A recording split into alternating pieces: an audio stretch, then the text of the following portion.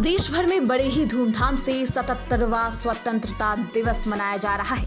इस दौरान हर जगह ध्वजारोहण का कार्यक्रम होता है। तिरंगे फहराने को लेकर भारत सरकार की ओर से भारतीय ध्वज संहिता को लागू किया गया है। इसलिए जब भी ध्वजारोहण का कार्यक्रम हो रहा हो तो सभी को इसके अंतर्गत आने वाले नियमों के तहत झंडा फहराना चाहिए। क्या है भारतीय ध्वज संहिता?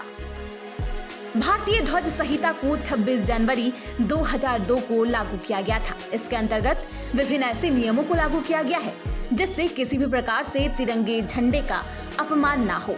इस नियम के अनुसार जिस भी झंडे का उपयोग ध्वजारोहण के लिए किया जा रहा है वो आयताकार होना चाहिए और उसकी लंबाई और चौड़ाई का अनुपात 3:2 होना चाहिए। झंडे पर किसी भी प्रकार से कुछ भी लिखा हुआ नहीं होना चाहिए। अगर झंडा किसी भी प्रकार से क्षतिग्रस्त है और कटा फटा है तो उसको उपयोग में नहीं लाना चाहिए। तिरंगे का किस तरीके से करे सम्मान? जब भी तिरंगे को फहराया जाए तो उसे उचित सम्मान देना चाहिए और इस बात का ध्यान रखा जाना चाहिए कि झंडा हर किसी को उस जगह से दिखाई दे।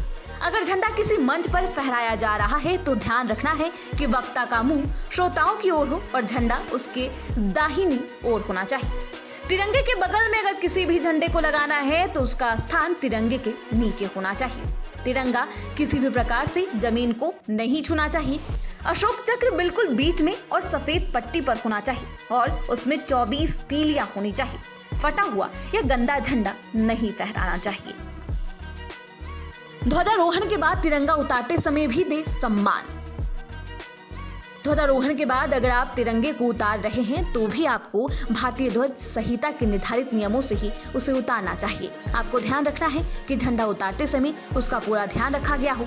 तिरंगा किसी प्रकार से नीचे जमीन को नहीं छूना चाहिए और ना ही गिरना चाहिए। अगर झंडा फहराते समय या उतारते समय किसी भी प्रकार से कट फट गया हो तो उसे अकेले में जाकर नष्ट करना चाहिए। बहरहाल भारतीय ध्वज संहिता के नियमों का पालन कर तिरंगे को पूरा सम्मान दे। Bureau report TV7 Bharat.